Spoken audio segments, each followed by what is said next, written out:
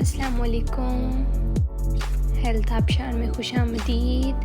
तो प्यारे बच्चों, आज मैं आपसे एक पहेली पूछूंगी और आपने मुझे उस पहेली का जवाब सिर्फ और सिर्फ 10 सेकंड में देना है। तो बताएं बच्चों, हो अगर कोई बुखार का मारा,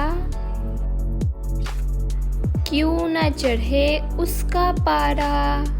तो बताएं बच्चों, क्या है इसका जवाब?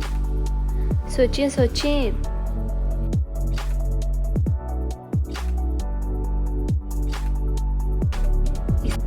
इसका जवाब है थर्मामीटर। प्यारे बच्चों, आपको हमारी पहेली कैसी लगी? कमेंट्स में ज़रूर बताएं। हमारे चैनल को सब्सक्राइब करें और हमारी हर आने वाली न्यू वीडियोस को अपने दोस्तों के साथ शेयर करें।